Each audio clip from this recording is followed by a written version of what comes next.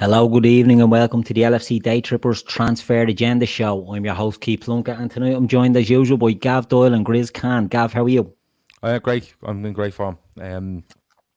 It's the weather's atrocious, but what can you do? Horrific. Yeah, really bad. But no. Other than that, we're in great form. Everyone in the house is flying. So what more can you ask for? Exactly. And Grizz, what about you? What's the weather like over your neck of the woods? Smashing. We've had an absolute beautiful day. Just come off a 3-day restaurant binge. Yeah, made the most of like every half price deal possible. Eat out to help out. So yeah, why not? Listen, Doing your bit. I'm all for. Do you remember years ago? Do you remember years ago the book used to come in, the telephone book used to come in, the directory used to come through the door? Don't know what happened in England, but it used to happen in Dublin, and the directory used to come through the door with all the business listings, and at the back there was vouchers for all the different restaurants. Yeah. And you could go into McDonald's with the little vouchers like buy a Big Mac, get one free. Oh, it's much more advanced now, Gav. Oh yeah. Oh, I'd say so, Chris. It was 25 years ago. Yeah, I'm saying it's very advanced now, but yeah, I've just made the most of like sort of every offer possible. Nice. I even tried it today, but it wasn't available. But I still just tried it. How'd it go? Nice. I ended up paying full price, but hey, it was worth it. There you go. You've come out the other end, which is good. There you go. So saving the economy according to Stu Mac. That's saving the economy, exactly. That's what it's all about. So tonight we're here to talk about transfer news, and we've got a few things that we're going to talk about. We've got some interesting Thiago news coming up, but might not be what people expect, and I'll save that for a few minutes. And we're going to talk about a few players linked and just how the transfer market is moving and changing sort of daily, with news coming out of certain journalists are coming out with stories that are maybe not contradictory to the other stuff that's coming out, but it's as Grizz, you'd say yourself, it's a very fluid situation at the moment with Liverpool's transfer business. We've seen today the fixture list came out, and we're not going to talk too much about that, but it may impact on, how Liverpool look and use their squad. So before we sort of get stuck into the good stuff, I see a few players being linked away. Have any of you heard anything about some of the fringe players in the squad? Jardy has moved to Reading, look nailed on for 3 million, but they don't think they can afford that anymore. Anything on that, Grizz? No, it's gonna be we're gonna have to sort of lower our prices or our expectations for players, just like the demands for the players that we want are so high. It's a balancing act. Ijaria, nailed on for 3 million. I think we'll find a way. We'll have to find a way of sort of making them pay it sort of over maybe a longer period, something like that. But the kid has no future with us. That's no. He's still training with Reading. Liverpool are giving him permission to train with Reading and all, so it's that's not even coming that's a back. Very telltale sign, isn't it? Exactly. Yeah. We've just said they're going to do something, aren't they? Acclimatise with your new club. Get used to it. Yeah. We work out a payment structure. Thank you very much. Exactly. And Gav, are you worried about any of the sort of fringe players? And I'm not on about the more expensive fringe players like the Wilsons and Grujics, but do you think it'll impact us with the lesser players trying to maybe move on? The Larouches, I see he was linked with Marseille as well, which is interesting because it's been a lot of sort of Championship or lower Premier League moves that he's been linked with. Do you think it'll be just clear them out for whatever we can get, or will Liverpool try and hold on for as much money for the really fringe players? No, I think if they're really fringe players and there's a chance of them leaving, they leave. Let's be honest about it. The likes of Ijaria, Ojo's still around, isn't he? These sort of players. Yeah. If I wouldn't even say they served their purpose. They haven't done anything that would make you think, they could come back and have a chance. Like we look at Harry Wilson and he's at Bournemouth and he has a decent season at Bournemouth. He's probably one of their standout players. I think injuries kind of curtailed it a little bit for him. But when you look at, we're discussing him and we're saying, does he have a future? And it's a bit, you know, you could go one way or the other. I think most people will go with the fact that, you know, you get him at that value and you move him on. But there's no discussion to be had over like Shea Ojo or a Jerry or anybody like that. I think if enough money comes in and you're saying about Reading there and can't afford the 3 million, you know, Grizz is right. You make it work, you know, so much up front, so much in installments or bonuses or something, and we get it some way or we get close to it.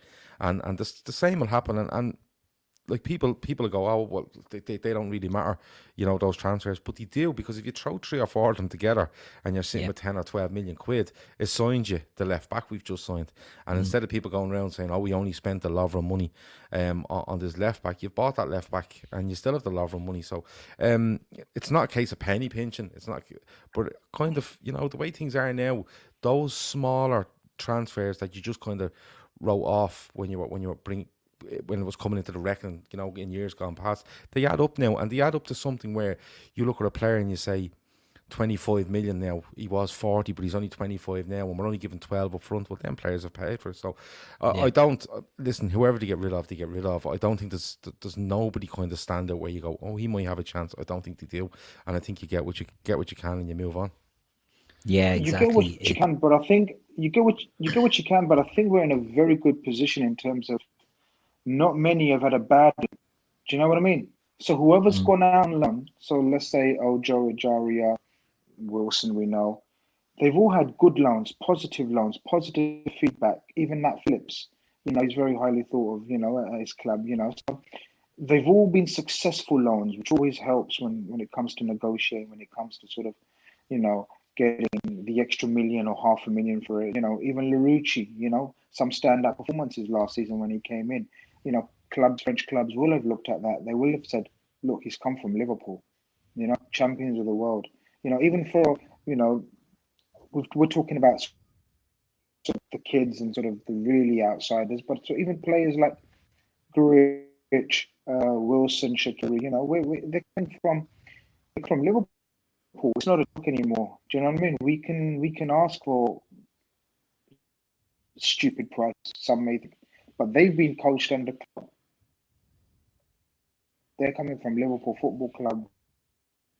They're coming from a very high level. No, Grizz is drifting in and out there. Yeah. We'll get him back in a little minute. We will. Go on, Keith. Go on. But his point, though, you know what he's trying to say, you know, that they will be attractive, these players, to their teams. And it might be a case of Liverpool just throwing in, you know, a sell-on clause or something might, you know, for the likes of Larouci or a Jardy, they might throw in an extra sell-on clause, an extra percentage or whatever that might be able to sweeten the deal, but I think they'll move them all on. We've got 367 watching us there tonight. We've 131 likes so far, which is brilliant. But you know, if we can just, anyone that's not that's in watching us, if you are not subscribed, just hit that bell icon, hit the notification, get all the shows direct here. I know some people watch the show and aren't subscribed, which is, you know, that's fair enough. But you know, it's not much, just hit that little icon and you won't miss. You'll be reminded about any of the shows that are coming up. So it's worth your while. We've, like I said, if we can smash the like button as well, it's important for ourselves just to hit them likes and the subscribes. So if we can, do we want to set a target or anything tonight, Gav? Yeah, let's see if we can get to 400 likes. Let's go for it. We done 312 the other night. Let's see if we can get to 400. Yeah. So there you go. We'll shoot for the stars tonight. 400 likes. If everyone in there just gives us a little like, and we'll see how many we can get up on the list, that'll be great. We'll be doing well. I want to move on, lads, and talk to a player that's constantly being linked with us. And I don't know how you feel about this link, whether it's a strong link or whether it's a bit more tenuous. And I know Shawnee, who isn't here with us at the moment, is a big fan of Ben White. And he's a player that's constant, name keeps coming up. The money is big. And I'll come to you, Gav.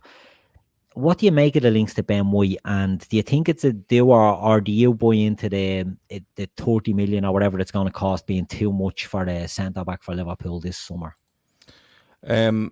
Shawnee is the biggest advocate for Ben White that I know. And I think it was Grizz shared a clip with us yesterday in the WhatsApp group just showing him. He looks so confident on the ball. He's not afraid to run 50 yards or down the pitch.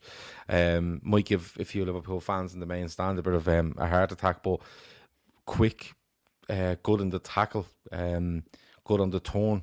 You know, I've heard people say he's not good in the air. The clips I've seen, he's quite good in the air. Yeah. Very technically looks very good. He looks a bit of a Rolls Royce player, I'm being honest with you. Just the way he plays. Now, I'm not saying he's a Rolls Royce player, but he looks like he has that demeanour about him. And as I said, Sean is his biggest advocate with us. And I don't see why not. Look, I'm very interested around the Brighton Leeds team, because Brighton have loaned him and haven't put a you know, a chance to buy at the end for a stupid amount of money. So they obviously wanted him back. And Leeds are going in there with bids of, I think, 20, 22 and 25, I think, are the three bids that have gone into Leeds, gone in from Leeds. And, you know, they're scuppering any chance they have of even getting him back on loan again. You know, that kind of way. They're obviously annoying Brighton, but they know that there's a threshold somewhere where they can get hold of him. And, you know, looking at him, I would have thought Brighton would do well to try build around him for the next 10 years if he's that good, or if you can get 2 or 3 years out of him. But with regards to us, I'd love to see us go for him. And, you know, people will cry about 30 million and stuff like that. But I was having to think about this today, and you know, people have mentioned the big money from the Premier League, and, you know, they're talking 70, 75 in the Champions League from last season and stuff like that. Now, I know a lot goes on that. A lot goes on, you know, players' wages, bonuses, the general running of the club, and of course you have to take into effect COVID. But Keith, I was thinking about this today, and I'd have Ben White if it takes 30 million and you could get him. I'd go for him. I really would, just to make Shawnee happy, I suppose. But just by looking at him, he's a great prospect. He's 20 odd years of age. He looks like he has everything you would need to be a really, really, really good centre back. And I can't see why Liverpool couldn't do that, and maybe do with Thiago, and maybe do a striker, and probably spending the good 100 million anyway. And people will go, "Whoa, hold on, they're never spending 100." But when you look at the likes of Shaqiri, Grujic, even Origi, if you're bringing in a striker, if you got 4 or 5 of them together and average somewhere between 12 and 15 million across 4 or 5 players, the spend over the summer then, or the commitment you've made, is probably only somewhere between 30 to 45 million pounds, and I think that's well within the reach of Liverpool Football Club this summer. I really do. I agree. I think it's something that the messages that have been coming out of the club, well, not out of the club, from people around, the journalists and all that are usually associated with the club. The figures, it started off in the summer that Liverpool had no money, right, at during COVID, even though nothing was ever said by Liverpool that they had no money. It was assumed because they didn't go for Werner that they weren't going to spend big.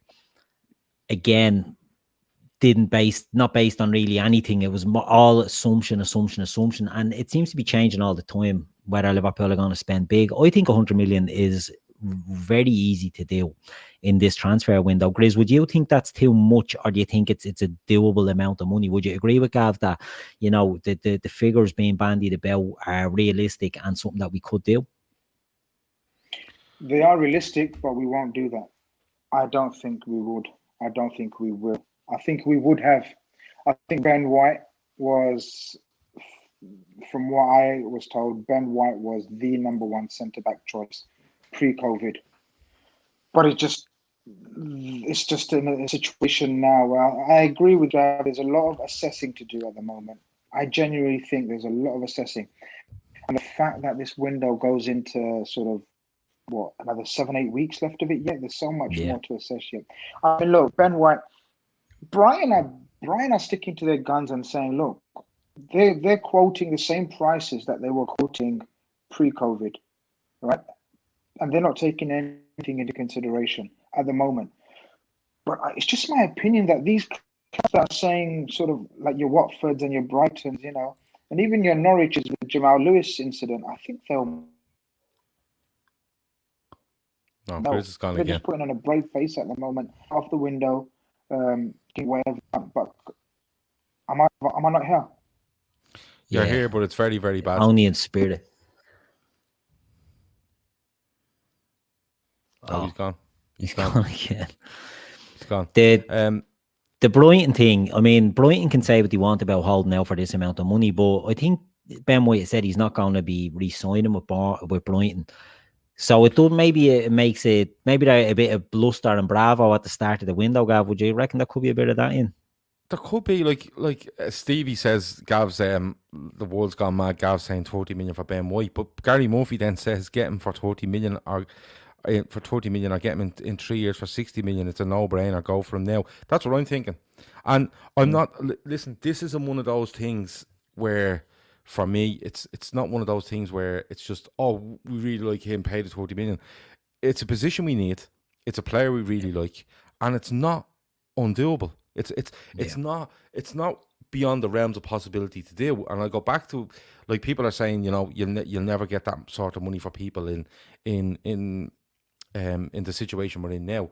Listen, if Bournemouth are getting 41 million for Nathan Aki, right, and they're letting the goalkeeper Ramsdale go for close to 20, Liverpool are under no pressure. You know, there's nothing wrong with Liverpool going and saying, oh, we want, for argument's sake, 15 for Grujic, 15 for Shaqiri, 20 for Origi, which I think it'll be more, right? So there's 50 million, right? You spend 100, you get 50 back. That's only 3 players out the door, right? That's without talking about Wilson or anybody else. And you spend 40 million pounds this summer, you know. So I don't think it's undoable. I think, here's Grizz back again. I think that I think it's one of those things where if Leeds are putting in 25 for Ben White, we probably know it ends somewhere around 30. And I think Liverpool should be absolutely in the conversation at 30 million pounds for Ben White. Absolutely. Yeah, I agree as well. Guys, I'm sorry. I think I'm having a few technical issues today, aren't I? Yeah, you're okay. Go on. Finishing up on Ben White, Grizz, do you have anything else you want to? I just think that we're not gonna be looking to pay that kind of fee for him now. We were, but if he holds back, you know, we possibly explore that. If he stays at Brighton, you know, we could possibly even, you know, sort of do a deal with them, sort of like have another season in the Premier League, and then we go for him in the summer. I mean, that would make sense, but I can't see us spending 30 million on a centre back with the situation that we're in now. That's just my personal opinion. I think if we go for a centre back, and that's a big if now with developments, which we may touch on later, we're looking at centre back that we're looking to pay sort of maximum 15, 18 million for, in my opinion. Okay. Yeah. Alex says Grizz definitely has a Hotmail email address. It's obviously going on the fact that he keeps dropping in and out. No, Grizz is having issues tonight because he's changed his device while his other one is getting fixed. So you'll have to bear with us. Hopefully it holds up throughout the rest of the show. Fingers crossed. Yeah, go on, Keith. Sorry, I just wanted to throw that. No. That's great. So again, before we move on, keep hitting that like button, folks. It's important for us as well. So if you can just smash it. Somebody needs to get in charge of these likes and let us know how many there is. Yeah, I have it there. There's 212, 450 watching. So, you know, just hit that like, little thumbs up. It's all it is. Yeah. And it'll come on. So, what I want to move on next. So, before we go off that, like, Grizz said something there, and I do agree with it. Someone mentioned in the chat about Ndicka interest, and I think that's why we do have the interest in Evan Ndicka, and we do have an interest in Ozan Kabak, and we do have an interest in Aissa Mandi. It's the cheaper option if they can't, and if the price keeps going up for Ben White, I think that's where the lower price players will come into it. I agree with Grizz. I think he is the ideal choice for the committee. Would like to get Ben White, but it's looking like it's just going up and up on that one, so they might move away and go for a cheaper option, which is not necessarily the wrong option, but might just be something that they're not going to look to do at this time, especially with Vandenberg there in reserve, who I know Grizz is a big fan of. Don't mention Vandenberg. Fuck me. I'm gonna move off Liverpool just for a second. So it's been a few transfer rumours going about, and our neighbours Everton have looks like they're close to doing a deal for Allan of Napoli. Grizz, have you heard much about this one? It's looking like it's a done deal nearly, that he's only interested in going to Everton. Mustn't have read too much about them. Yeah, another 29-year-old central midfield player that is going to cost a nice hefty fee, but it's what Everton need. 40 million, We've I think. discussed it before. It's what Everton need. Yeah, exactly. All these 29-year-olds going for 30 million. What's their problem? Yeah. But yeah, very good player. Very good player. Just what they need. Someone in the middle. Someone with a backhoe. He's gone again. He's gone again. We'll get him back if any break. Yeah, no, it's Alan. Yeah, listen, it's Ancelotti, isn't it? When you looked at Napoli playing Barcelona a couple of weeks ago in the the last 16 of the Champions League? I can't remember where that is now. It was, yeah. But straight away I looked at their signings to see who was in it, and he wasn't. He was on the subs bench, so it was kind of a pointer to me, because he's been irregular in Napoli's side for the last couple of years. A big favourite under Ancelotti there, but obviously he's fallen out of favour there. I think it's a good signing for Everton. He's a neat and tidy player. He keeps hold of the ball. I think he's a good player. I do. Yeah. But Everton need a hell of a lot more than that. And what's it rumour, 25-ish? 30 million euros, yeah, so about 25 million pounds, probably in or around that figure. But it's big bucks, big wages as well. Yeah, it'd be big wages as well, but they have to do something. I said this a couple of weeks ago, Keith. I think they're in the last chance of Lumen Ancelotti already. Yeah. I really, really do. Like is it Sean? Sean. Yeah, says Ancelotti is treating Everton as a vacation. I really do. I think it's the last chance saloon there for them. The Crazy Cable Guy says, great show. I'm new to the channel and usually listen on the podcast. Wow, you're very welcome, man.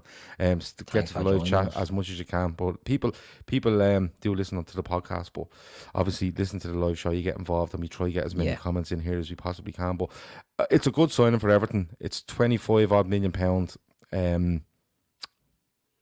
Does it look a bit big? Probably not. I think it's a fair enough price, but he needs way more than that. And especially in midfield, they're so fucking light in midfield.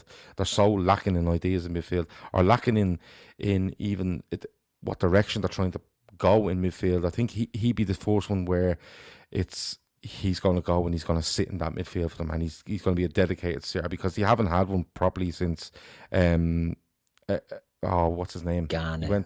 Ghana guy went to Paris Saint-Germain. So it's one of those where I think it's a good signing for Everton, but they need a hell of a lot more. And trust me, if they go and do 4 or 5 or 3 or 4 at 25 million quid and it doesn't work, you can forget it. You might as well fucking stop trying, because Ancelotti, with that amount of money, and if it doesn't succeed, I don't know what to do. I really don't. Yeah, it's a tough one, because he is his boy, like, from Napoli. He's not just a sitter, I suppose. He's good pressing. Do you know what I mean? Like, he's good at getting about the pitch as well, which Everton haven't had either. So it's a make or break signing for them, isn't it? It could be one that can push them up into the top 10, or it could really be another season of shy for them, so it's an interesting one to watch at Everton. They get linked with so many, and it doesn't always work out for them, so it's just one to keep an eye on.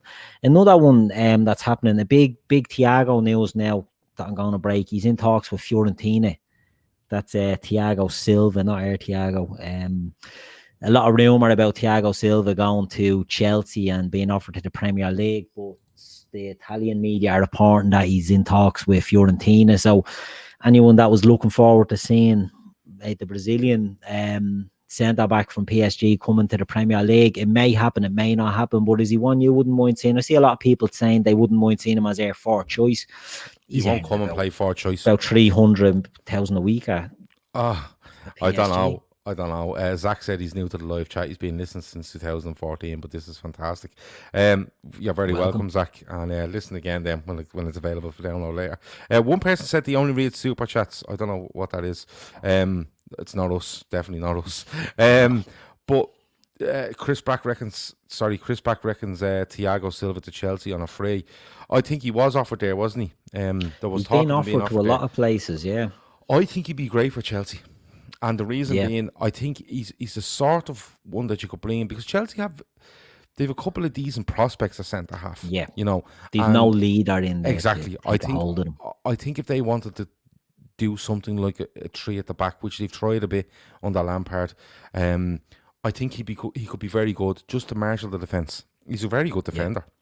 Yeah. But like, he's 35, but he's the sort of player you could bring in and say, listen, just give us a year. You could do a year and they could probably all go off to the MLS and get another fortune. But not for us. He'll want to play, and he'll want to play a decent part. But he wouldn't play a decent part at Liverpool for me.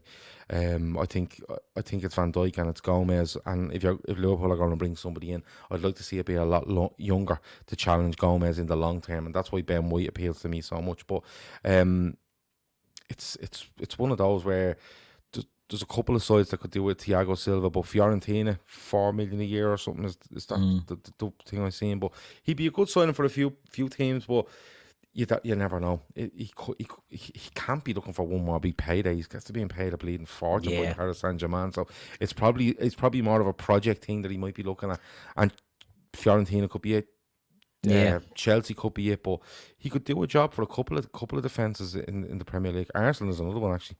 Yeah, the only thing I was wondering with him as well was maybe at his age now, and he is on the decline. Oh, he's gone, is he? The Serie A might suit him. Saying he's gone to Fiorentina.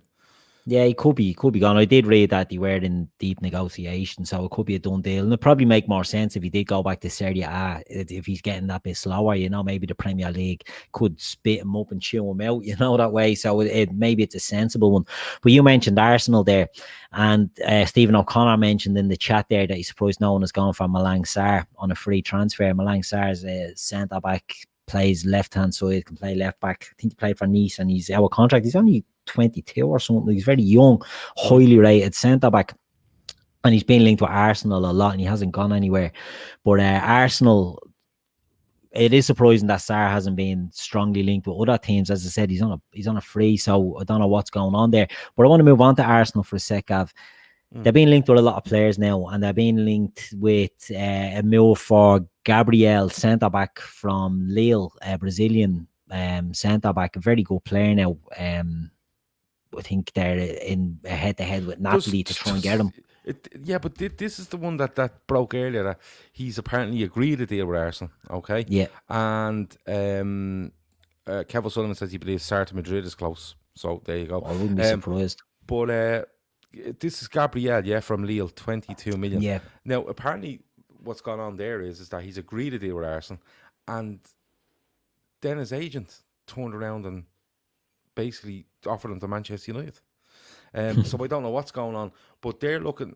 Arsenal they need a rebuild, and I like what Arteta's doing. I'm being honest with you. Yeah, he's bringing back his player from loan, who was away. Saliba, who's highly rated. He's looking to bring this other like Gabriel in, and he's trying to build at the back. Once these players can defend and just I've said it for ages on Arsenal, Keith. Once they can fucking defend, right, and just don't be pricking about. Play football when you need to play football, but when you don't, you defend. If they can do that, Arsenal are doing well, because I've been impressed with Arteta, the way he's trying to go about things. There's a bit of talk over Aubameyang and deals, and will he sign, will he not sign? But for me, if he can get it right at the back with 2 or 3 signings, they could do quite well, Arsenal. So bringing that player back off loan, I think he cost him 25 million, Saliba, didn't he? And you're looking at 22 for this one. It'll be if he gets it right, it's a 50 million very well spent, because it's been the absolute problem at Arsenal for as many years as I can remember, and it's probably one of the reasons why I just couldn't get my head around Arsene Wenger still being in that job for many years, when he just kept persevering with absolute shit at centre half and expecting to challenge. So I think it's a good one for Arsenal. It is a good one, and he did make permanent Pablo Mari as well, and I know the extended David Luiz. So he looks to be trying to do stuff at the back. Do you know what I mean? He does look to be trying to fix things there, and I like how he's gone about it. Now, I did see in the chat there, the Arsenal Fan Circle channel has mentioned Aouar as well, and we're going to move on to him soon enough as well. But Arsenal do seem to be trying. They have the Thomas Partey links are there as well, which makes too much sense. As you know, if they could get a player like Partey sitting in front of Gabriel and Saliba at the back, you know, they're building a strong team there and a strong spine, which they haven't had. So it'll be interesting to see. It looks like Aubameyang is going to extend. It's an important summer for them as well, isn't it? Because it could be a make or break for Arsenal, that they could really push themselves up and challenge for the top four again, or is that too ambitious? He needs time, Keith. And the only worry I'd have over Arsenal is if they do go with these two centre backs, and Partey is being linked, and I think I've seen something today as well where Arsenal have been in contact over Aouar. Is it Aouar? Yeah, that's how you say it. Aouar. And I do realise someone said was there that we've spelled his name wrong. That's my fault, but it kept auto-correcting to that, and I just fucking overlooked it. And then when it got into me, when it got into my head, it stayed in my head. So I apologise for that. I make mistakes, trust me, loads of them, but. Well, not perfect, Gav. None of us are. No, far from it. I tell you before, we're a group of dopes. But the thing with apparently the link with our for Leon is that they're offering Guendouzi plus money. So that could be a clever move. They're not going to get our Partey. It's not going to happen. There's no way. In my opinion. Now, if they did do it, it's a massive step for them. But then again, you're looking at two new centre halves, a new defensive midfielder, a new midfielder, and then you're trying, you're trying to put stuff in around that as well. But he's going the right way about it. For me, Arteta is identifying the right players, or the right type of players at least, that he needs at Arsenal. They haven't been there for a number of years, and Arsenal have been glossed over a little bit by, the form of Alexis Sanchez for a couple of years, followed by the form of Aubameyang and Lacazette in certain bits. But then you've Ozil sitting there not giving a fuck. You know what I mean? Yeah. So he's going the right way about it, because I think Arsenal have been appalling for a number of years. And people will say, oh, they won the FA Cup. Listen, the FA Cup glosses over things. It's a bit like Man City. The FA Cup and League Cup have glossed over Pep Guardiola's failure at Manchester City. And it is a failure, and I don't give a fuck what anyone says. I'll argue all day over it. So, no, for me, I think Arteta's identifying the right people, and if he gets 75% of them in, I think they could go really well, but they need patience, and Arsenal fans aren't known for that. They might need to take a step back and go, right, it looks great, but give it a year and then go look to push on again. Or they could just explode and go really well. But my only worry would be Arsenal fans putting way too much pressure on Arteta too early on, simply because he's identified the right players. Yeah, they're looking at Coutinho as well. Apparently, it's heavily linked with him, so it could be, again, another big summer at Arsenal again. And it's one that it doesn't tie in with last season when they were paying for Pepe with Buta vouchers for the next 25 years. And now all of a sudden they're going to be buying some of the top players in Europe. I don't know how they're going to nearly make that work in a sort of pandemic, the post-COVID transfer world. But they must have a plan, and they're obviously going to try and run with it. So we'll see. We'll watch this space for Arsenal. So I see you have Chris's comment up there about David Brooks to Man United. It's an interesting one, isn't it? It's surely it's just names getting bandied about now, is it? To let Dortmund know, if you don't hurry up and play ball, I will move on. I don't know if David Brooks is going to frighten Dortmund into business, but they do seem to be getting linked with a lot more players now at United, don't they? They're getting linked with everyone, Keith. And it'd be a worry for me, like Terry from the Football Terrace is having a great time, but I fundamentally disagree with his outlook with regards to United. I do, and I'll tell him that. And I was due to be on a show with him last night, but it didn't work out. We had to postpone it to another time. And when we do get on board and get it going, get that show on again, I will tell him I disagree with him, because he's either messing, which is, I'd hope he is, but if he's not, he's basically saying, this is, and he's saying what you're saying there. Are they trying to push Borussia Dortmund? Listen, Borussia Dortmund are looking going, they'll sign David Brooks if they don't get Sancho. They won't give a fuck who they sign if they want to keep hold of Sancho. This is a deal. We'll get onto the Sancho in a minute, but Brooks, very, very highly rated at Sheffield United, wasn't it? Came through, went for decent money to Bournemouth. Looks a player. He does look a player, but he's had bad injuries, hasn't he? Yeah, he had a bad one last year. A missed bad most one, of the season. Yeah, missed most of the season. Looks a talent, but it would be absolute Manchester United to go and sign him for 40 million. like he's Manchester United. Like, all said and done, it's Manchester United. This is David Brooks. They could let him go off somewhere for a year. Just pay no attention, not go near him, and then next year go back for 40 million, and they'll get him because David Brooks will turn and go, Manchester United, I'm playing for Bournemouth or fucking Newcastle or whoever it might be. Manchester United, I'm out of here. So it's one of those where, I don't know. They could be using Brooks as a smokescreen towards a Grealish or a Sancho, but it doesn't make much sense to me, I'm being honest, Keith. I don't know if it does to you, but it doesn't. No, certainly doesn't. I don't know what's going on with the Man United links. Speaking of, Grealish has come back up on the radar as well, and there's talk of them offering Romero, the keeper, as part exchange. Now that they're bringing in Dean Henderson on something like the 5th highest wages for the 5th best paid goalie in the world he'll be when he signs his new contract.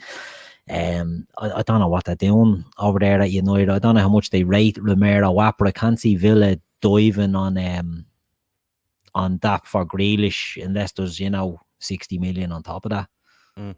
Can you see Grealish being an option for them?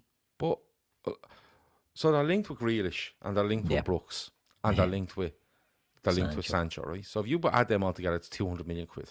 Yeah, right. Just for argument's sake. So Grealish and Brooks have to say to themselves, if they really want me, they'll be in for me. Put the bid in, right? But them players have to be looking there going, we're being made fucking scapegoats now for this transfer. Gillies. Because United, I've seen today, listen, United fans have basically identified as Joel Glazer as the man that stopped this transfer. The rap. Joel Glazer isn't Can we get on to Sancho? Because it's fucking annoying me now. Well, building up for him. Go. Joe Glazer isn't blocking no fucking transfer. This is the transfer that Fabrizio Romano was telling you about 10, 12, 14 days now, that it's imminent, that they've agreed deals, they've agreed everything with Sancho. It's, they're just playing the game of cat and mouse for Borussia Dortmund. Absolute and utter bullshit, right? And I don't know Fabrizio Romano, I just keep fucking seeing his name. And he's talking out of his hole, right? Yeah. Because look at the timeline, right? Imminent. Deal agreed, and all this while going on, right, where Borussia Dortmund must declare any bid for their player, right? Whether it's been successful or unsuccessful, they must submit and tell people that they've got the bid. That's the first thing.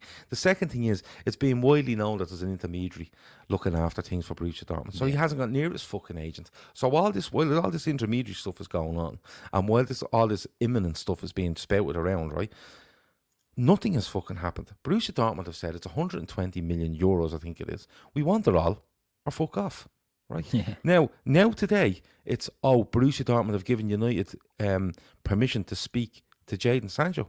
Well, how was that? Because 10 days ago, the deal was fucking imminent. It was imminent. Yeah. They'd agreed everything. And now United are trying to apparently put pressure on Jadon Sancho's camp by saying the amount of money he's asking for is too much and we need to have a look at it. So United are either distancing themselves, right, by saying this so they can get away with it, or they're worried about players in their own squad, which I told you about 2 weeks ago. I fucking said this 2 weeks ago. Players in that squad are going to look and go, hold on, 19, right, off 2 good seasons in the Bundesliga, and he's walking around with more money than Paul Pogba and David De Gea. Yeah. Not a chance. So all the stuff that's going on here, I don't believe a fucking bar of it. What I do believe is that Manchester United absolutely want Jadon Sancho. They've been blown out of the water with the money they've been quoted, and now they've either have 2 choices: pay up and look like fucking idiots, or walk away and look like fucking idiots. All right. Yeah. And United fans trying to blame Joel Glazer and this plan. How can you blame somebody when they haven't even made a bid? They haven't made a bid. And you've journalists going around saying it's imminent, and you've fellas on different shows saying it's all agreed, and nothing's being done. It's absolutely mad, off the wall stuff. And you know what? it absolutely signifies how United are doing their business and have done for the last, I don't know, 7 years since Alex Ferguson left the job. They're all over the fucking shop. They're all over the shop, and clubs know they can take them for an absolute ride. Because I'll tell you now, if Liverpool went in for Jadon Sancho, right, there wouldn't be anything in the fucking papers. They go in and go, how much do you want? 120. We give you 100. We give you 60, 20, 20, and it'd be done. Yeah. It'd be done. It's the messing about, isn't it, with United that seems to always catch them out. It's this shit going into the media with everything, and I don't know what their thinking is on it. They've gone, and you're right, they've backed themselves into a blatant corner with this one that I don't see how, even if they sign him, they can't celebrate the signing. Do you know what I mean? It's like they'll have had to have stumped up probably 100 million up front to get it over the line. But we've seen things like, COVID, they get him at a cut price, £60 million. Yeah, this is what you've been told a month and a half ago. Yeah. And you're like, are you fucking mad? You know, Dan J says Fjordhoft. He's mentioned Fjordhoft there. Yeah. Listen, go back and look at the likes, whether it's Fjordhoft, Romano, whoever it might be, and look at what they were saying, right? And it's basically just imminent. All agreed. It's all Bournemouth's fault. It's a game of cat and mouse. And now all of a sudden we're back to square one where United have got an agreement to be allowed to speak to Jadon Sancho. Yeah. So all this talk then of how much he was on, right? And all this talk of, it's too much money. Where's that gone? Have we all just fucking wiped the last 4 weeks out of our memory, and we're just going to start again, you know? But don't get me wrong, it's annoying me because people are talking this shit and people are taking it as gospel when you can clearly see it's not. But it's very entertaining at the same time because, as you said, Keith, they're in a corner, right? They either pay it and people go, you're absolutely torn apart, and it'll tear the transfer policy apart. Yeah. Right, for this summer. And listen, if he goes over Pogba probably, I'd say Pogba and De Gea have to be matched. And, you know, then it's all sorts of messing, right? Or they don't pay it and it's absolute carnage. And then they're scrabbling around for players that they've probably used as pawns in Jadon Sancho's deal, like a Grealish or like a Brooks. So, fair play to them. Jono said there that Gav, you mock United and Brooks. What's the difference for us signing Mane from Southampton? Wasn't a sexy signing at the time. See, it's different, Jono, in the sense that we went out and identified Mane as a target and went and got him. Man United, if they were to bring in Brooks, he might do well for them. He could be another Dan James. Do you know what I mean? Like, he's not their force. So they're telling everyone they want Sancho. And now it's David Brooks. I know where Jono's coming from. I get Jono, and you make an absolutely fair point. And that's why all these people are in the chat to make that fair point. I'm not mocking United over Brooks. No. What I'm saying is, United, if they want to sign Brooks, that's absolutely their business, right? Yeah. I don't think it's to sign him for them. I think he's a very, very good player. I just don't think he's shown enough to be 40 million quid to Manchester United. Do you know what I mean? Now, now, and his point does say about Mane from Southampton. Mane was brilliant for Southampton, right? Yeah. But people were looking at him going, 35 million or whatever it was at the time, right? But he worked for Liverpool. Yeah. He was a winger that had pace, he was direct, and it fitted what we were trying to do. David Brooks, for me, is a man coming off a bad injury. He was in a bad side. We don't know what way that injury is going to react. And Manchester United, do they need a David Brooks? Probably not. They probably think they do. It may work, it may not. What I'm saying is, my argument would be that they're using David Brooks and to a lesser extent Jack Grealish in this Jadon Sancho deal. You know, because I'll tell you something. If they pay that money for Jadon Sancho, Grealish and Brooks ain't going to Manchester United, in my opinion. Nah. You know what I mean? You know what I mean? It's 80 million quid up front. Yeah. It blows your fucking... I don't care how big you are. It's all or nothing, isn't it, with Sancho? It's a massive amount of money to blow out your transfer key, as they will put it. Yeah, it is. It's a mad one. It's one. And the thing about Man U as well, they have that shy pipe Neil Ashton working for them now, don't they? And he drips everything into the media. And if this is his attempts at, you know, putting pressure on, you know, getting the news out about United, it's been an unmitigated disaster because the messages coming out of them are just blatant terrible, isn't it? It's just nonsensical what they're coming out with. I don't know what they're trying to achieve here, but look, they are what they are. One thing I wanted to touch on was something that we were saying about Liverpool not signing a centre-back this season and focusing all on Thiago.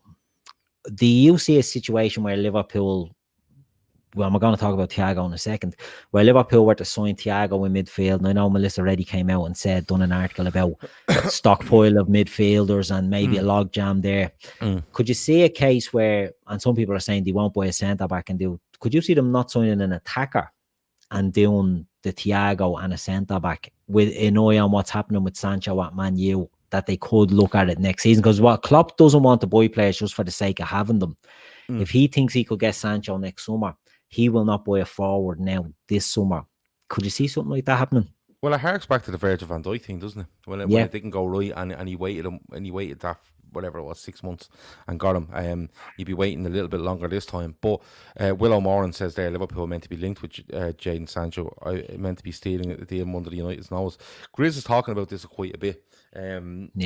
About he feels that they were mad on Jadon Sancho, and if Jadon Sancho could stay up Dortmund for a year and Liverpool could put a deal in place, he would go nowhere else. That's Grizz's opinion. I'm telling you, that's Grizz's opinion, and he's probably said it publicly, but I know for a fact that's his opinion. That if he stays at Dortmund one more year, Liverpool would absolutely be the place he ends up, because Liverpool will be able to structure a deal in a year's time, and you're another year down the road with Mane and Salah, and that's what Grizz feels. Could they sacrifice the forward and go? Well, I'll go back to what I said earlier. I think there's no reason why we can't sign 3, but I know where you're coming from with this, because this is a mega deal. This is it's a mega deal. I think they could. I think the centre back has to be got in. Regardless of whether you go to Ben White Road or somebody, less expensive. I think the Thiago thing, we'll get onto it in a minute. I change my mind on it every day, Keith. And not that I'd like him to play for Liverpool, just the way it's going on. And a bit like the Jadon Sancho stuff, there's just so much shite going on with it, where I think this would be very straightforward, and it will look very straightforward if it happens. But I think I think it could. I think you sign a centre back, you bring in Thiago, right? And I'm not really on board with this whole we've enough midfielders thing. I'm not really on board with it. But you bring in Thiago and you say, look, we can deal with Origi, and we may leave Brewster in the squad because we have word Jadon Sancho wants us next summer and he's going to hang on. Yeah, I think it absolutely could be done, yeah. Because Christopher Slee puts a comment in there, and it's something I agree with, that he thinks Ox could be used as part of a front 3, and that's where what I could see happening is, the talk again from Mel Reddy's article was the money. It's not a money thing. It's a chemistry and team makeup issue with the Thiago deal, and maybe pushing one midfielder further up opens up a slot in midfield and cuts out the need. Now look, I'm not saying I agree with Oxlade-Chamberlain in a front 3, because he's never really performed there up to now, but it could be an interesting little tweak that we could see, and it's one to watch, because I think this could add to Man U's desperation as well to get Sancho done, because I think they know this is their chance to get Sancho done, because if they don't, there's going to be a lot more vultures on him next year, and it's putting the pressure on them to get it done. They have to get it done now, or they're screwed. I think there's an argument there that Liverpool had a look at Sancho, and it came in around 100 million quid, right? And Liverpool probably had it structured somewhere like, as I said, 60, 20, 20, right? But everything went a bit arseways, and United thought we'd win and do that. And then Dortmund went, no, we want it all. There could be an argument for that. The Oxlade-Chamberlain stuff going up the front 3, no. You're only, for me, you're putting square pegs, round holes sort of thing. He hasn't worked there, Keith. His best form has been on the half turn in midfield, and alright, he's had some poor games in midfield, but I think when he's shown what he can do, I think he's very, very good there. Getting beyond, even sometimes getting beyond the attacking line, and scoring and breaking from midfield and stuff like that. So I wouldn't like to see that. I'd rather be a case of keep Origi and put Brewster in the squad, bolster it a little bit, and then have a look at next season.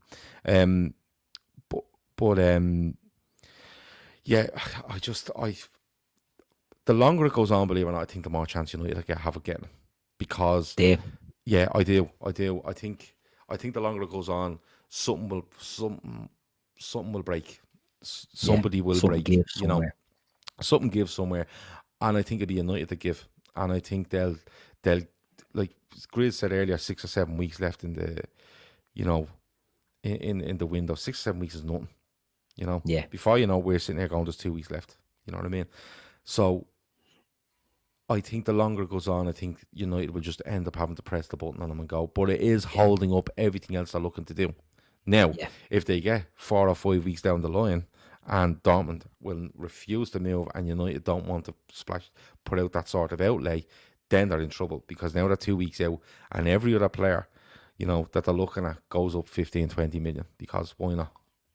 So it's very intriguing, but I think the longer it goes on, I think the more chance of him signing for Manchester United. Having said that, if he doesn't, I'd wager a significant amount that he's a Liverpool player this time next year.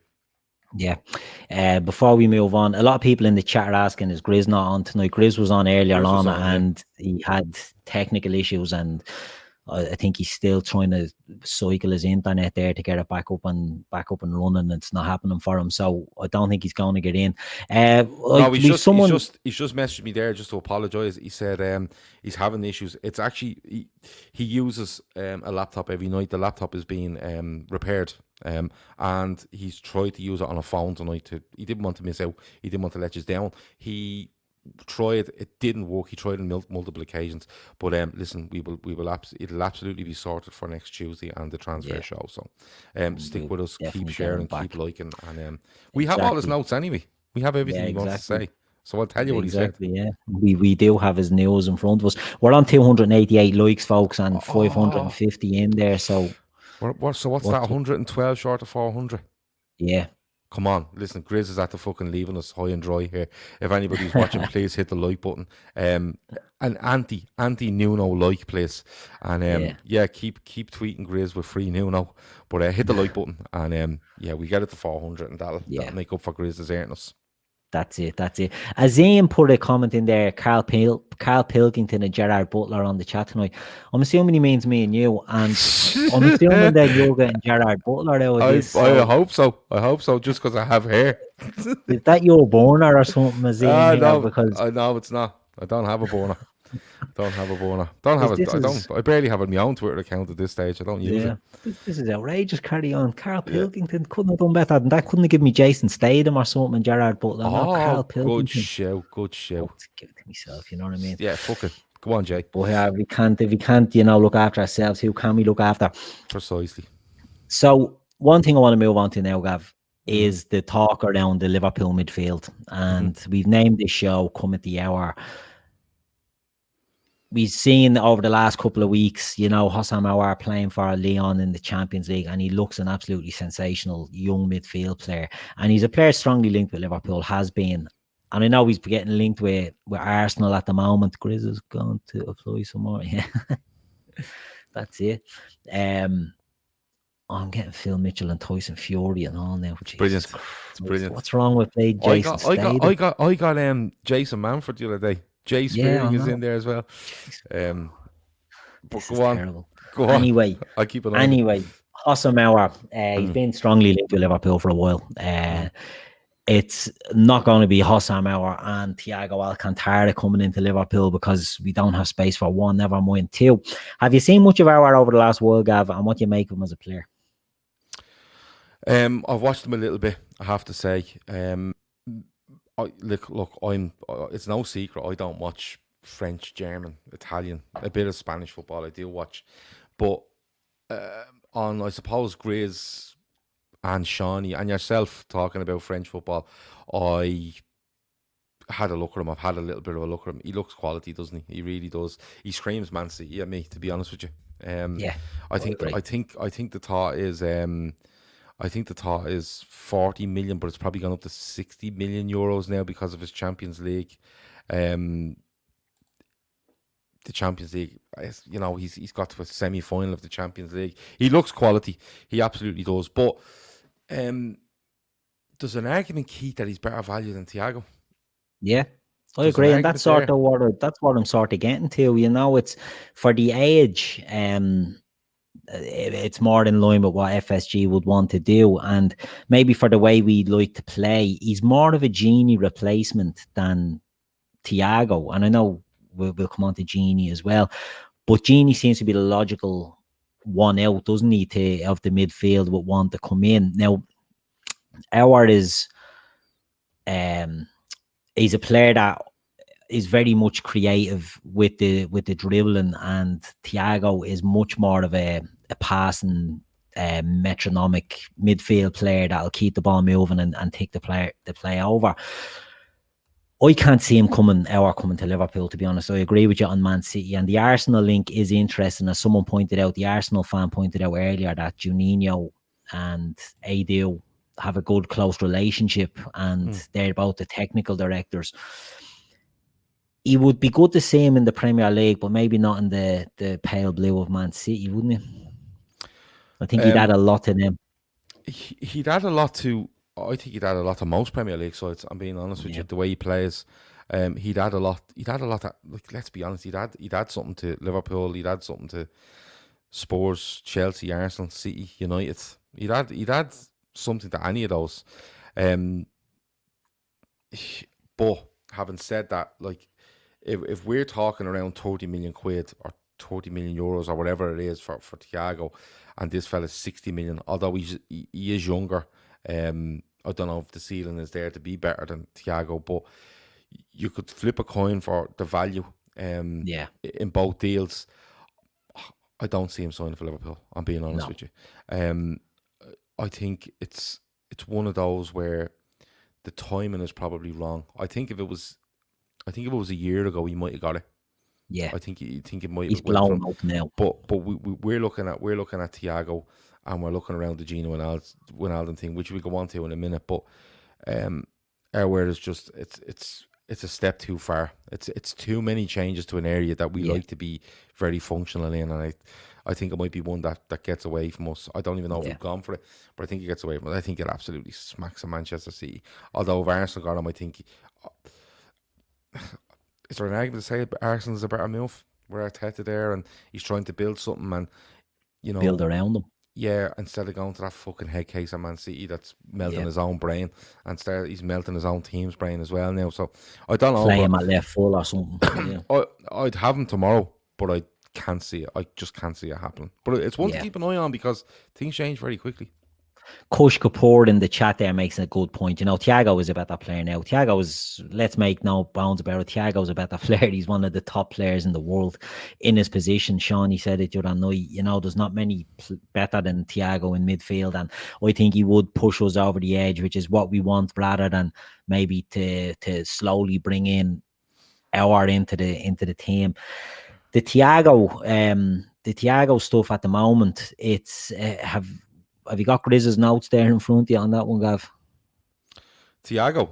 Yeah. I spoke to Grizz at length about Thiago earlier on, because it was mainly because of the Melissa Reddy stuff that came out. Now, we have spoken, myself, yourself, Grizz and Shawnee in particular, on these shows and away from them, with regards to how quiet the local media in Liverpool or local journals have been, ones that you would expect to get news and be the first to break it. How quiet they've been on Thiago. Now, I remember going back a little while ago, Melissa Reddy done a similar thing on Timo Werner. And Timo Werner, we all know what happened. But when you look at this one, she's kind of basically said that Klopp has a big interest in Thiago, is a massive fan. I think there's even in there where the talks may have happened. But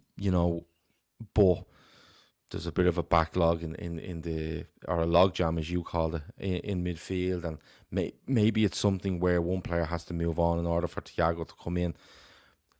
I think there's a lot of bases being covered there, Keith. I'm going to be perfectly honest with you. I think there's a lot of bases being covered there. I don't agree that Gini Wijnaldum has to leave Liverpool in order for Thiago Alcantara to sign.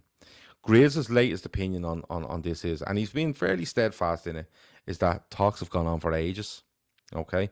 Talks have gone on for ages. The talks with Thiago have been extremely positive. The talks with Bayern have been positive.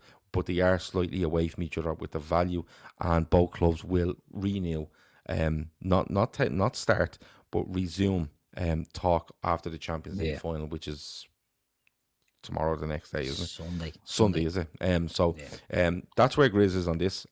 People have come out and said, no, nothing's being done, nothing's being said. Grizz is absolutely steadfast in this, that Liverpool have been talking for months, have made a bid, they're a little bit away from Bayern's valuation, and they've both agreed to, look, leave it there for the moment, we will sort it out.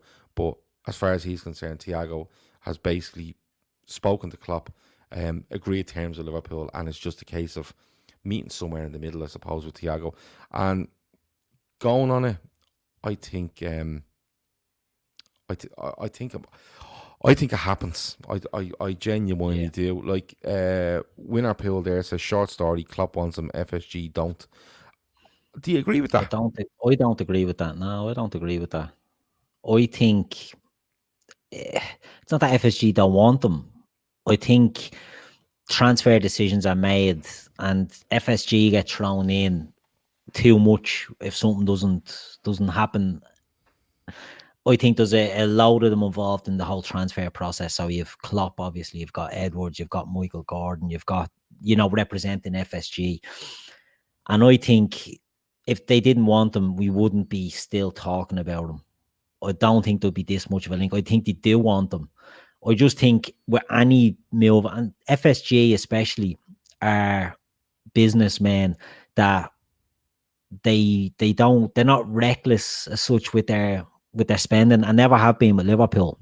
Do you know what I mean? They've never been reckless. They bring in money and they spend what comes in. And some people don't like that, but that's just the way it is. And I think if people got more accepting of that, they'd probably be happier. You know what I mean? Like, they wouldn't be losing their head about sell to buy and all this sort of stuff.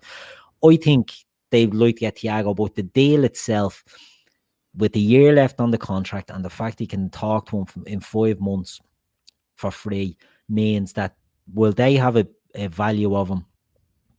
But will Bayern have a value? Liverpool have a less of a value. And I think they're just playing cat and mouse to try and get that down to closer to what they want. I think they do want them. I think there's no issues with paying the wages for them. I think there's no issues with getting them into the squad. I just think Liverpool want FSG, Klopp, Edwards, the whole lot of them just want to get it at a price that they're happy with, rather than paying 30 million for a player. Like, that's lose, because we're not getting mentioned with 30 million for Gini. No. Do you know what I mean? And you see, that's the thing. And somebody says there that they're surprised that Bayern haven't looked at Gini Wijnaldum. Maverick says he likes Thiago, but he feels it's a bit of a vanity purchase. We get 2 years from, and that's it. They can't justify a 4-year contract. There was one more there as well. But the comments are bleeding, lashing. 3 years. Yeah. The comments are flying in here. I'm trying to find one there. I think it was Owen Bork that said it. There you go. 25 million for one of the best midfielders in the world who improves us. It's a no-brainer. Yeah. Keith, I'll ask you a question. We don't think it's financial, right? I think it's a case of just finding. And listen, when you go to buy something and there's not a set price on it, if you go to an auction, for argument's sake, right? It's all about bartering, isn't it? You want the best deal for yourself. If you go to buy a car, second-hand car, and it's there for $8,000, you go in, you go, fucking offer them 6. If you get it for 7, we're happy. It happens every day of the week. It's gonna happen with players and everything else. There's too much being made of this financial thing. Yeah, I because it's all Bayern value him at this, Bayern now value him at this. Liverpool have offered this, Liverpool have offered that, blah blah blah blah. And there's loads of stuff going, being thrown in the wash and it's flying around. I don't think that's the issue. I think the issue is Gini Wijnaldum. Now, I have argued long and hard that they can both be in the squad. And I don't see any reason why they couldn't, But I think Liverpool are maybe looking at this and going, is he signing this deal or is he fucking not? Do you know what I mean? Yeah. Like,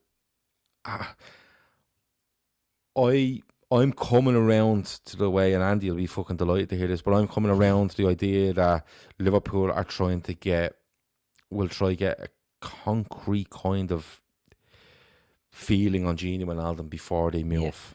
Yeah. And I think this delay to the Champions League has kind of helped them to see what's going on. But I think it happens, but I wouldn't be too sure Gini leaves. Liverpool might be looking at that and saying, can we balance it with both of them in the squad? They may have the idea that, well, look, we can get rid of Gini. And I think Gini Wijnaldum's been shown a massive disrespect by a fucking lot of people in this, because that would bin him. Yeah, get rid of him. I want him to stay. If you want to bring Thiago in, absolutely do that. It adds to your squad, and it's a different way of playing. It's a different approach, and he has different attributes to Gini Wijnaldum. You know, I want Gini Wijnaldum to stay, and I think that it's just a case. It's a bit like, oh yeah, just get him in and get rid of him. It's not that fucking simple. Yeah. I'd love to see him stay, but I think Liverpool might be just looking to just get more of a solid footing on Gini Wijnaldum. And whether that's he's signing and he's agreeing to the deal, great, we can bring this fella in, or he's not signing the deal, well, then Liverpool may decide, well, look, we want to get X amount back. You know, the kind of way. Yeah. It's a difficult one, but putting everything else aside, I think the Thiago thing right now will be, and I said this, I think it'll be very straightforward at some stage, where it'll just be a case of Liverpool have agreed a deal, Thiago shows up and he signs, and that's job done. Yeah. I don't think anyone else is in for him, by the way. No. The player of his calibre to not have a queue of clubs declaring their interest for him, and the ones being mentioned, PSG and Man City, they're there's no strong links really coming for them. It's you know what I mean? Throw them names out, Keith. It really is, and it's not. That's what I'm saying. There's no hard links coming in. It's only us at the moment, and I agree. I think the Champions League final happens on Sunday, and I think we see movement on that, because Bayern know he's not staying, so they're not trying to tie him down. They're trying to tie down. I see Oliver Kahn was out saying that they're working on Alaba, trying to get Alaba signed, so they're still fighting to get him to sign a contract. They know Thiago is gone. I think after the final whistle on Sunday, we'll see movement, and it will happen very fast. Now, the Cometh to Barcelona thing does maybe throw a spanner in that they probably think they can get money for Gini. It would be an interesting one. I said in the chat earlier, I think someone said that they think Gini might hold out for the year. I think Grizz might have thought he'd hold out for the year and look to get his big move. But Barcelona could be desperate enough, I think, to throw big wages at him. And I know they're not exactly flush at the moment, but they're looking to trim a lot of that squad. And this could be a chance. You know, Koeman's, you know, he's not getting that job with a 3-year guaranteed contract around. You know what I mean? He's got a year till Xavi decides he wants that job. So Gini might look and think this is the chance to go there. So that might force Liverpool's hand nearly if they can get it off for him. But it might force Liverpool's hand, but let's think like Gini Wijnaldum here for a minute. Okay, Barcelona, great, a new challenge, great. What happens if he goes in a year later, Koeman's fucked out the door, and Xavi comes in and says, I don't want you anymore?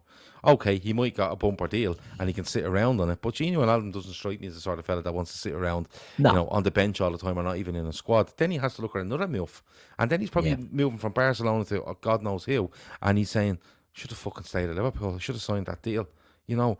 And he's always said, I think he wants to go back and finish at PSV, isn't it? Yeah. And that's fair enough. But listen, Gini Wijnaldum's 29 years of age or whatever he is. There's 3 or 4 good years left, really good years left in Gini Wijnaldum. Yeah. Look at him. He's a fucking monster. You know, he doesn't fall off a cliff when he hits 30 years of age. Me and you do. But Gini Wijnaldum doesn't. I fell off a cliff at 16. Listen, I fell off, went back up and fell off again, for fuck's sake. But looking from Gini Wijnaldum's well within his rights to A, look at the Thiago deal and go, well, you know, what's happening here? Or B, I'm looking at all these players around me that have been handsomely rewarded for what they've done, and he feels he hasn't. And he's well within his rights to stay. And listen, he could be saying to Liverpool, I want to stay for 3 more years. And Liverpool's saying, we want you to stay. And he's saying, well, I need to be given this because A, B, and C are on it. Why can't I be? You know, and that's absolutely fair enough as well. So I wouldn't be surprised if, fuck what I'm going to say, I think Gini Wijnaldum signs a deal, and I think Thiago comes in as well. Why not? What about Aouar? Is Aouar coming in as well now? We're putting a line through him, are we? The only way Aouar signs to Liverpool is if Gini Wijnaldum leaves and they decide that Thiago's not worth it. Yeah. And I think so. Everything's too far down the line, isn't it, for that to happen? I think, you know, for that to all fall on its arse now, I think Liverpool will be way behind the 8 ball on Aouar at this stage. If you've got Arsenal deep in talks and you've got Man City hovering about, and I actually seen Bayern linked with Aouar as well, linked to Bayern. So it could be interesting. Retro one lane, Pep will be Barca manager this time. No, he will not. Sure, he won't go back there. The state there, then there's no way Pep will go back there. I think Pep Guardiola is either seeing. Do you know what? I think the match on Sunday night could make a massive bearing on where people are, because I think if PSG win that, and I'd hate for it to happen, not because it's PSG, because that Tommy fucking Tuchel fella does me head. You're not a fan. I bleeding hate him. If he wins that. Sure, he's lined up at PSG now for at least get another 2 years out of it, regardless of what he does.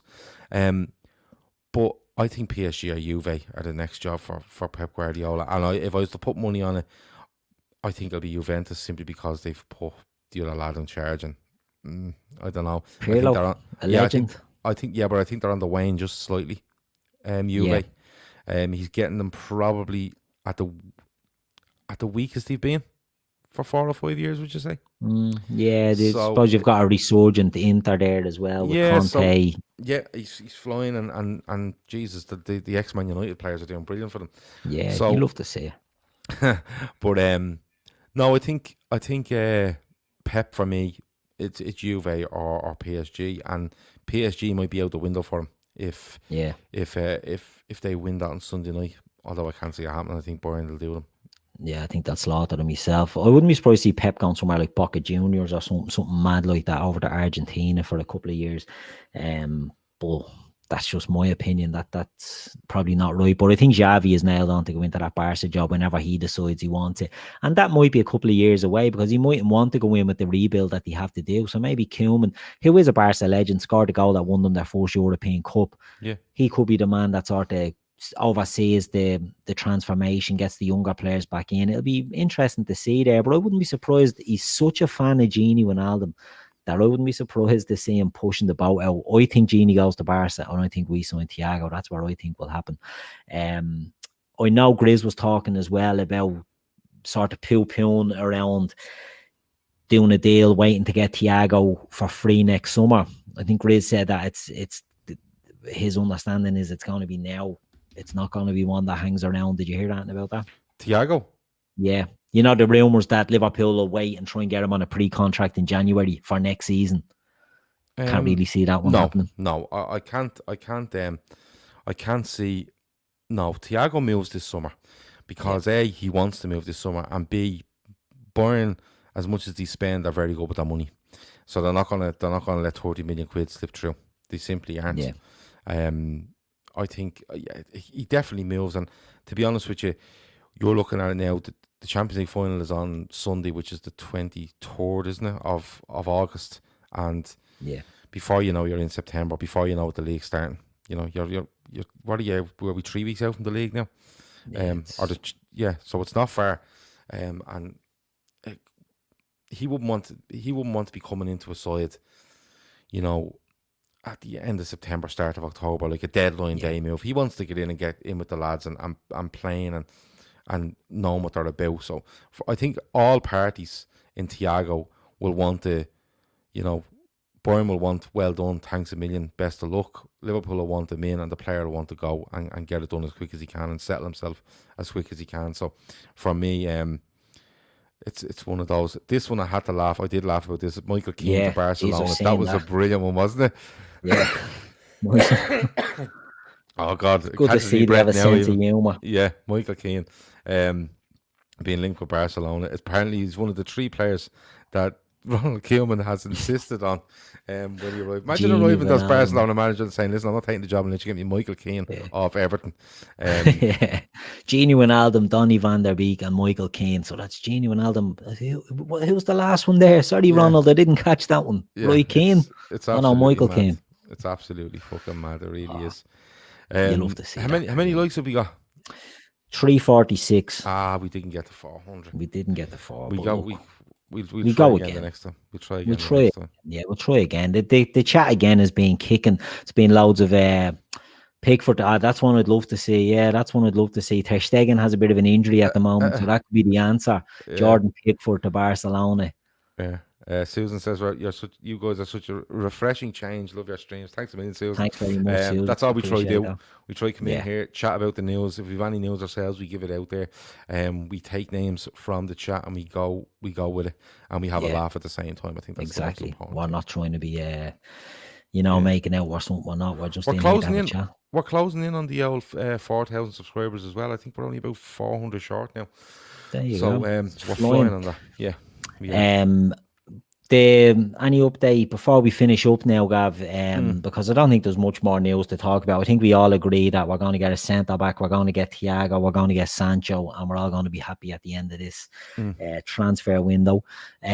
So before we finish up, Instagram. What's happening on Instagram? What's happening on Instagram? So, as people know, we have Owen Book wants us to do a 5-minute show on how to like the video. It shouldn't take that long, but you're watching it on YouTube. It's just right there. There's a little like button. Thumbs up. You just click it. Thumbs up. Maverick is cheering for 4,000. We'll get to 4,000 sooner rather than later. The support over the last while has been phenomenal, to be honest with you. Yeah, it's been great. It's been amazing, and we're trying our best to keep up with you and give you what you want. And on that note, if you have anything you want to talk about on Sunday when we come back, we absolutely will. We're trying our best to get ourselves back into a rhythm. I will get to Instagram, I promise. But we're trying to get ourselves back into a rhythm now where we're trying to do 4 to 5 shows a week. So you're going to have, you're going to have your 2 transfer shows Tuesday and Thursday. We will have the Fatback 4 on Sunday. The club is back on Monday, so there's 4, and we're going to try fit something in on a Wednesday. And if we can stretch it to a Friday, we will. But if you want anything for us to do, let us know. We have got a Discord group. We have got an email address. We have got DMs on Twitter that are open. You can send us anything you want. You can throw it in here. You can put it in the comments under the show. We'll find it, because we do watch. We do watch everything that comes in. So we're trying our best to get back to a rhythm. And trust me, we've plans for next season or this season coming, and they're big. But Instagram, we've done a bit of effort with YouTube, and it's, as I said, support's being great. It's kicked off. It's flying. But Instagram, we're going to give a bit of effort to now. We're trying to put up some transfer news on that at the moment. We always put our shows up there. We are going to, from the start of next season, we're going to be doing little Instagram lives. We're trying to work out exactly the best way to do it. But Instagram lives for 10 minutes before the game and 10 minutes after the game. It'll probably be just 2 people or 1 person just coming on, giving the lineups, the reaction to the lineups, what we think might happen, and then doing the same after the game. Just a little snippet before and after, just on Instagram, and of course you'll have all your shows on YouTube as well. So yeah, we're going to throw a bit of effort in there. So again, if you go into Instagram, just type in LFC Daytrippers, all one word. You'll find us, follow us, and again, we'll have a bit of crack over there as well. Yeah. Arsenal fan circle. You did ask this earlier. When did you start this channel? The LFC Daytrippers is going about 7 years now. The channel I think was set up probably 2 years ago, but it was never touched. It was never touched. It wasn't something we done. We kind of threw stuff on about a year ago, but I'd say 2 months ago was probably when we put actual effort into YouTube. So if you're asking us when we actually, instead of just putting it on YouTube for people to see if they want it, and actually going and making a big effort on YouTube, you're probably looking around 2 months. Go on.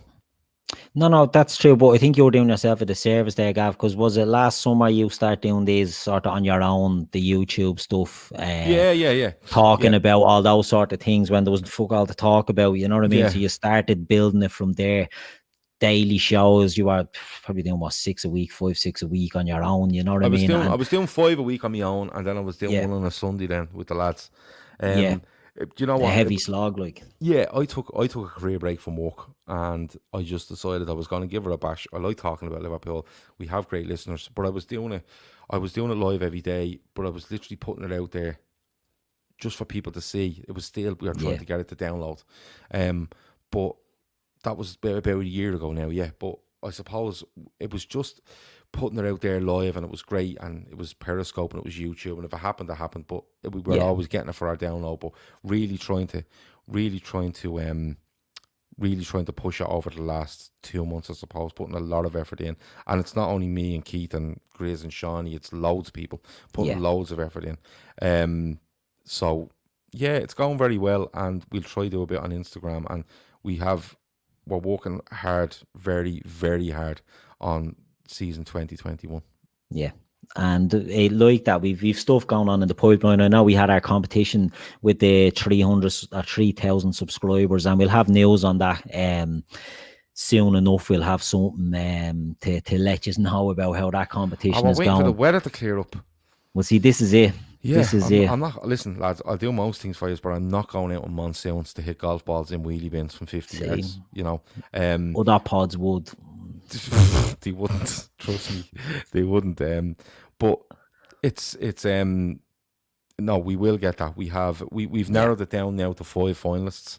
5 finalists where we're going to bash balls at this wheelie bin and see who the winner is. We're not telling you who the 5 finalists are until we make the video. Yeah. Just for a bit of suspense. But we will put the video up then, and you're going to all watch it and find out A, if you're a finalist, and B, if you've won it. But no, we're going to do that as soon as we possibly can. If the weather's nice, I just have to get someone to fucking video me hitting balls, and how long can they stand with a phone in their hand? Because we're not going to get all technical. We're going to get someone on a phone recording me. Yeah. Seeing if I can do it. It's going to be agricultural, all right. It's not going to be a top production. We're not going to be getting any Oscars for this. No, Spielberg won't be asked to drop around and give us a deal. Unless he's in the chat and he wants to, by all means. If he is, 27 more likes to 400, apparently. Yeah, there you go. So we're getting there, dragging it there over the line, kicking and screaming. We also have our predictor race game that we're going to do for the 2020-21 season. And for anyone that's not familiar, anyone that's just joined in, it's a 50 predictions. You just put your answers in and you send them into predictor.ace@gmail.com. You'll find a short video on our YouTube channel about Predictor Ace, and it gives you the 50 questions, the 50 predictions. Just enter it. You can enter as many people in the house, or you can throw as many predictions in as you want. Correct me if I'm wrong there, Gav. It's only one per person, is it? But if you have 4 or 5 in the house. Oh, yeah. Like if you're there with your wife and 3 kids and they're all football fans and you want to do it, you just send us the email with your name and the 50, the next person and the 50, and do it. The emails are still rolling in there. I haven't got to them to collate them all, but we will get to them. Yeah, once the season starts. That's when the cut off is the cut off for this is when the season starts. So get your predictions in, as many people as you want, and there will be a lot of prizes for the winner. It'll be a winner takes all type of thing, but we'll be mentioning it throughout the season, giving updates. And this all stemmed from the lads done their own Trippers won predictions for this season, and it was good and it was interesting. And one of the guys that listened, Stuart, came up and said, would we expand it to the listeners? And we thought it was a great idea, and Stuart did put in a lot of work to help us out with that, and it looks really good. So look, if you want to get involved, it's a bit of crack. It's not going to cost you anything, only an email. You know what I mean? It's not going to be that hard. A couple of questions, Susan, and we'll finish up now, but Susan Cox asked, would you consider doing watch-alongs using Hotmic when the season starts? We have looked at that, Susan, but there's no interest from us. We've no lads that have interest in doing it. Because they can't get their head around anybody watching the match. Why aren't you just watching the match? Now, mate, listen, I've heard arguments that people stick it on, they stick their earphones in and they listen to you could listen to air commentary while watching the match. I get that, but a lot of people seem to watch. But listen, it's not something we've completely ruled out. It's just a case of finding somebody that would want to do it, because I wouldn't come on and do it. I'm being perfectly honest with you. I just wouldn't. Yeah, I think that's about it. Shawnee wants to do a Premier League fantasy football for the Daytrippers as well. Open it up to all the subscribers as well. We'll get back to you on that. That'll be just for a laugh. No entry fee, no prizes, no nothing. Just get in there. It's all for the glory, I suppose. But Shawnee's working on that, and we'll get back to you as well. Yeah. So look, we try and just get as much things going to get people.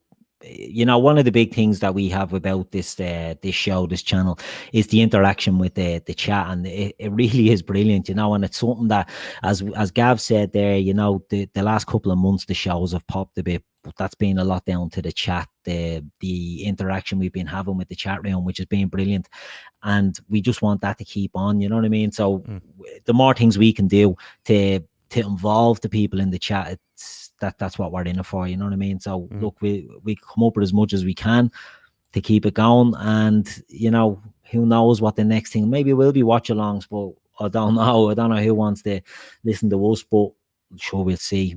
We haven't ruled it out. Like someone says, Alan says, would you be up for live streaming the pre-season games this week? When are they? Don't know, Saturday, Monday? Tuesday or something, is it? Yeah, we'll have a look into it. We'll have a look into it, right? We might do it on YouTube. We may do it. Owen Burke asks, did the reunion pod ever make to see the light of day? I don't think it did, simply because there was too much stuff in it that we'd get arrested for. Yeah. And trying to edit it was an absolute joke. The file is there somewhere, and if someday we can get to it and try clean it up as much as we can, we will. I promise. It took Guns N' Roses about 20 years to get Chinese democracy off the ground. So, you know, I wouldn't wait on this one for too long. This could be a 30-year wait to hear what happened in that pod. So, yeah, you know, could be one of those. Don't hold your breath. Yeah, it is. So there you go. So, right, I think that's us done for the night, Gav. We've taken up an hour and a half of these people's time. So, look, I want to thank everyone in the chat for coming in and supporting us and listening to us. We appreciate that. It's what makes the show. We got the 379, you know, which isn't bad. Wasn't bad, right? Close. If you want to have a late run in the next minute, hit that like button. Feel free. But look, we appreciate that. We had Grizz earlier, technical problems. We unfortunately couldn't stay on with us, but myself and Gav tried to rumble through. So, Gav, thanks for joining me tonight, buddy. It's been a pleasure, an absolute pleasure, and we'll be back on Sunday. We will indeed. We'll talk to you then. Be good. Take